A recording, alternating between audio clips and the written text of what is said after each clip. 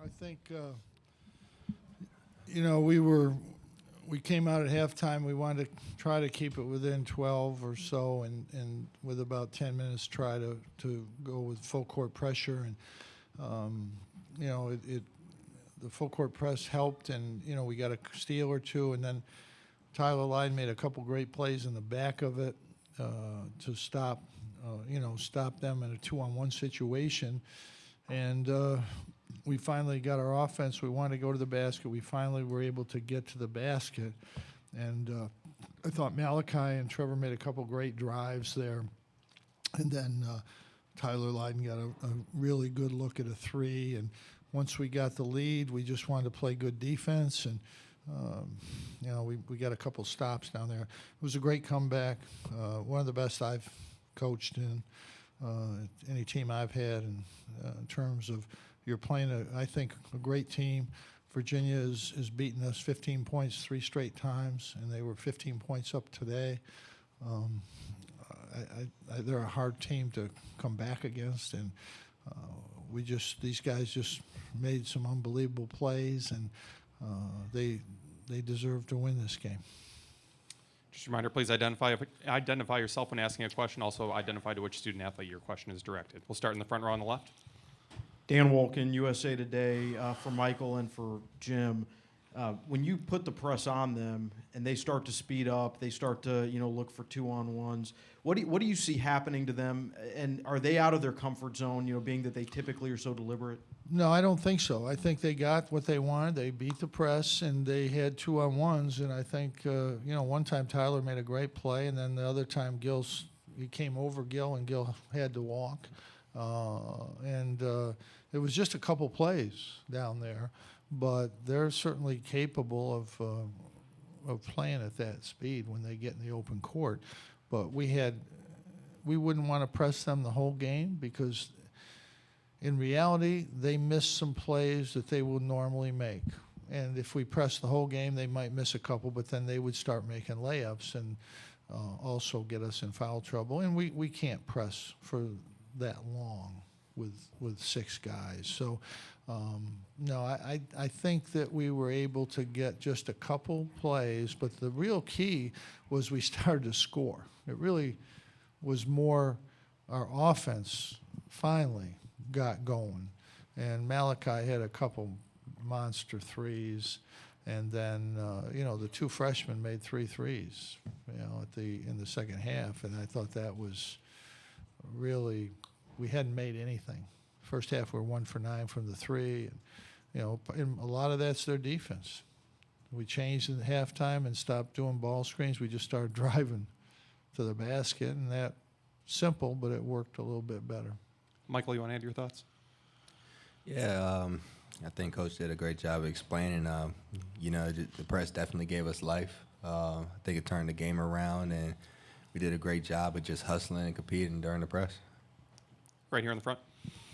Mike Waters, Syracuse Media Group. Jim, you put the press on with about 10 minutes to go, but did you talk to any of to the team at halftime about it was going to come? Yeah, we said we're going to wait. We're going to wait 5 or 6 possessions and try to get it to where it's 10 or 12. And, I think it was 14, which more than we wanted it to be when we started pressing. But we got a couple quick stops and a couple turnovers and got right back in it. And but we had prepared them that we're going to press, because we weren't going to cut a 15-point lead against Virginia down by playing half court. The best we can hope for is lose the game by 6 or 7, if we play well.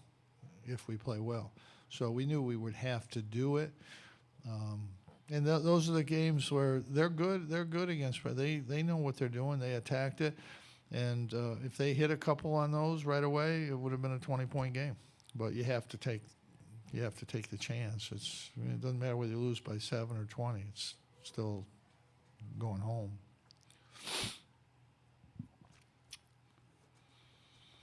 Go on the left side. Jim, given the last 8 years for you, the last 2 years for you, does this feel any different than the others? It's great to go to the Final Four. I mean, it's great for this team, because I only look at the basketball side. I mean, I thought we deserved to be in the tournament, but certainly I didn't. I wasn't planning on getting to the Final Four. You know, we tell the players it's one game, you play one game, and if you can just win one game, you get another chance. And they've done that. And that we played good basketball until the first half tonight. We played really good basketball in this. The first half, we made just 2 mistakes, and it was one of them was all my fault. We were running too many ball screens, and we weren't getting to the basket. And the second thing is we didn't guard Parantes. And, you know, we had a freshman in there, and he's doing some good things, but he didn't get out and guard him, and you can't he's the one guy. You know, we wanted to stop Brogdon, and then when Brogdon started to miss a couple, we wanted to stop Parantes, and we just didn't do that in the first half. I mean, he got too open, and we had to correct that. And because we were so far down, we knew we were going to have to press at some point.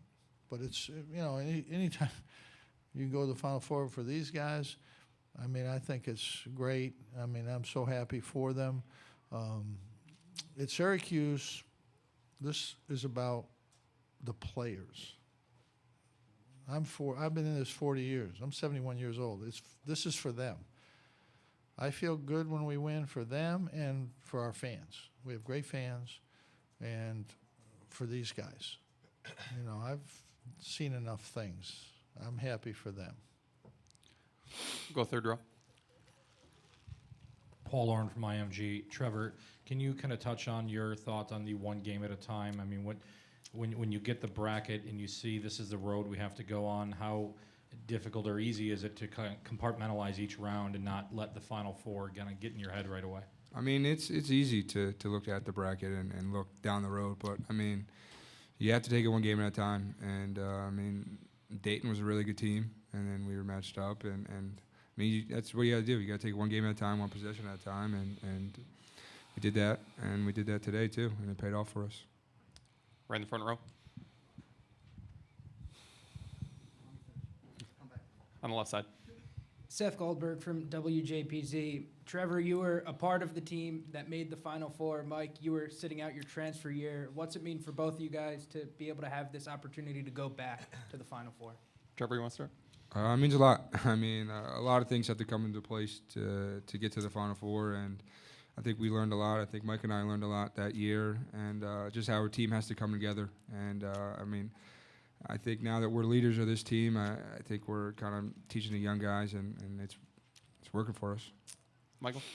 Yeah, it's just a great experience. You know, sitting out that retro year, I really wanted to be a part of that, and now I'm fortunate to actually be a part of it, and it just feels great.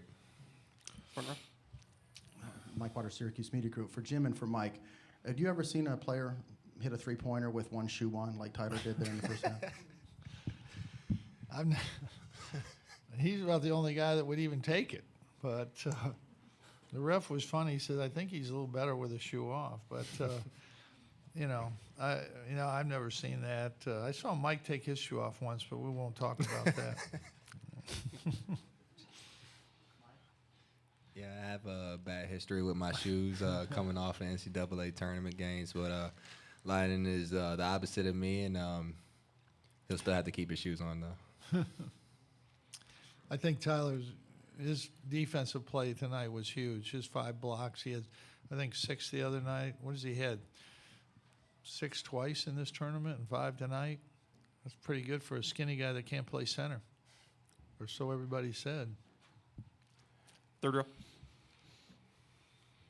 Coach, how did this group react to the outside noise of the bubble or any of that? Well, you can ask them, but I don't think they did. I think they just kept playing. I think Mike did a great job in the games I was out. They had a very tough schedule. We lost the same games if I was coaching, probably. But it was a little, the first couple games they weren't quite, in my estimation, watching them play, they kind of didn't adjust quickly. And then they did. They played great at Miami, Pittsburgh, Clemson. They played great in those games. And, you know, but to go 0-4 to start in the ACC, I'm not sure in the history how many teams have done that. And I don't think anybody's ever gone to the Final Four to start 0-4 in a league, any league. I just think they deserve a lot of credit, and they should speak to, you know, what they felt about the whole year. Mike. Trevor, you want to comment on that? I mean, this has been a very interesting year. I mean, we've obviously been through a lot, and this team has just stayed together. And I think we learned a lot about each other throughout the whole entire year, and all those things are paying off now. We're sticking together, we're believing in each other, and good things happen when you do that. Yeah, I think as a team, collectively, we've been great teammates to one another, through all the highs and lows. I think it's finally starting to pay off. We got great chemistry on and off the court, and I think that's what it's all about. I think you have to give credit to these two seniors. They're the guys. And even in a game like tonight, when Mike wasn't shooting well, he kept making plays. He kept getting in the lane and making plays for people and making great defensive plays on the other end. And we had 11 steals against Virginia, and only one of those really was full court press. I mean, the rest were just steals in a half court defense. And Trevor had 4. Not quite as good as the other night when he had 2.5 or 2 goes 3 in a minute. But those are tremendous plays. And but the two seniors, we have two freshmen, and we have a junior who hasn't played in 3 years, and these two guys have just been there every game. And when they don't shoot well, they do something else. They play defense, make a steal, and I just think they deserve a tremendous amount of credit because they've gotten these guys through this. It would have been very easy for that not to happen. Go to the left side. Jim, you called it one of the greatest comebacks, if not the greatest comeback. Is it because of the stakes, or is it because of the way the game just flipped at the time it did? I think it's a little of both, obviously the stage, but I think it's also because you're playing Virginia, who's completely dominated us 3 times. I mean, let's face it. We actually played them best this year at their place. The other 2 times we played them, they dominated us, and we really played great against them. We didn't play that well tonight. Like, we played great. I watched the tape, this week of how we played. We played great down there. I mean, we did, and they played great. They shot 56% at home to beat us, and so that I had a little hope based on that. But when we couldn't get anything going offensively tonight, it was not a good scenario. There was not much positive, but the thing you have to do in basketball, and I want these guys to do it, where you're at isn't important. It's where you get to.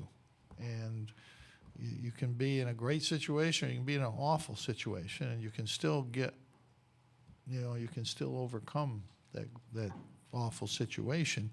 And it didn't look like we would be able to tonight, but these guys they made hard plays. It's hard to press Virginia. It was really hard. It's hard to press Gonzaga, and they did that, and they willed this game. They made plays that you would think from a basketball perspective could not be made, and they made them, and they deserve all the credit in the world. Go back on the right side. Hey, Jim. So you coached obviously Syracuse when the year that the Big East sent 3 teams to the Final Four. Does this conference, the ACC, even stronger? I know it's a different time, but Well, they want me to say that, but I can't say that. I was in that league 30 years. If I'm in this league 30 years, then I may say that. But no, I mean this is a great league. There's no question about it. I knew when we came in this league, I said we're leaving a great league and we're going to get into a great league. This year and last year, really, it's been a great league. I mean, the facts are the facts. I mean, it's there. Most of the time, you're comparing. Well, they had a great year in their conference. They had a great year in their conference, and you really can't compare. You can't really say, well, we're better than them because you're not playing them every day. When you get in the tournament, you do have a measuring stick as to which leagues are the best. I mean, there is, you can argue it a little bit, but in the long run, I mean, one team may get a little easier way, but another team might have a harder way to go. And the fact that we got 6 teams, in, and we got 4 teams to today, and we'll get 2 teams to Houston. I mean, we have a great league, and I think, in my opinion, that the league will get better in the future. I really do. I think there's programs that are on the upswing, and I think obviously the top teams, they're not going anywhere. They're going to be good, and I think the league will get better in time. Go on the left side. This is for Mike and Trevor. I guess, what do you attribute how you guys have stuck together for the last 2 years? Because it's a pretty easy thing to say, and I imagine it's a much harder thing to do. Mike, you want to start? Yeah, just being part of a team that you enjoy, everybody's company, it just makes it a fun environment to go to practice. We had stretches through the season where we couldn't buy a win, and through that whole session, no one was really getting on each other. Everybody was positive, and just as a teammate, when you have, especially me and Trev, doing things like that, it spreads on everybody. And I think we did a great job of just staying positive, and now everybody's happy and rolling. Trevor? Yeah, and everyone's just feeding off of that. I mean, Mike and I think we're good leaders, and I think we lead by example. And these guys are easy. It's easy to be a leader with these guys. I mean, talented guys and also good guys. We all hang out. We're all fun. I think when a team can lose 13 times and they keep going, that's different than if you lose 4 or 5 and you keep going. You lose 13 times, it's not that. You got to have great leaders on the team to keep going, And even looking back in the beginning when we lost to the games that, I blew a game against Wisconsin that we should have won, and then we lose to St. John's and Georgetown, and start out the league the way we started.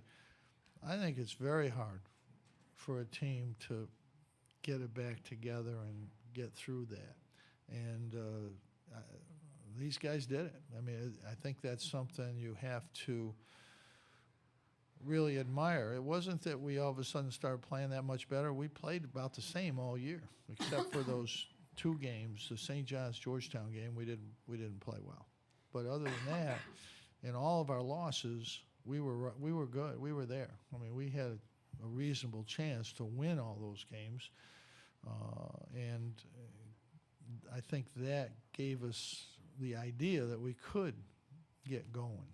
And I think the Dayton game really, Dayton's a good team, and to dominate that game really, I think, gave us a little more belief. And then, the same thing with the Knicks game. And then, and once you get by that, every game's going to be a tough game like this. I mean, you're not going to have, it's going to come down to a play or 2 here or there. And they made them the other day, and then they made them again today. We'll go to the 4th row. Coach Malachi obviously scoring 17 in the final 10 minutes. So I guess what was said to him at halftime, and how impressed were you with how he responded? Well, he's averaging probably 16 in the second half this year. I mean, and not really, but he's done that a lot of times. And I think it's because I really don't start coaching him until then. This late second half, I start to, give him a little coaching skill. No, he's been that way. He's been a second half player. I mean, first half I took him out because he passed up a shot and he didn't mess around with the ball, and then he steps out of bounds. I mean, he was out of it. I think he was 1 for 6 or something at halftime. I mean, he needs to be aggressive. He needs to look for his shot. He can make big shots. He's made them all year. And then the big difference was he got to the basket. He got to the basket. And that was the thing that got him going, and I think got us going. The 2 freshmen were big in the second half tonight. Got time for 2 more questions. Go on the back. Nancy Armour, USA Today. This is for any or all three of you. Jim, you just said that it's tough for a team to get it back together when you've lost 13. But doing that, does that then make you guys stronger now that you've already gone through the toughest, that nothing phases you? Well, I mean, I think we're a tough group. I think I just think I think my point is it's surprising to me that you can get through all that, and still be able to play at this level. You know, that's I think a huge credit to these guys. I really do. I don't know how they feel about it. That's kind of what I look at it. Last one on the third row. Mike, kind of along those lines, when you are 0-4 in the conference, what can you learn from that helps you when you're down 15 with 9.5 minutes left to go? Win or loss, you can always learn from a game. And I think when we were 0-4, we could have competed harder. We could have been smarter offensively and defensively. And, you learn. We pressed in some of those games. We didn't have the turnaround like we did tonight, but you just get a feel for the game, and the more you keep trying, the better you get at it. All right, gentlemen, thank you for your time. Congratulations. Syracuse's locker room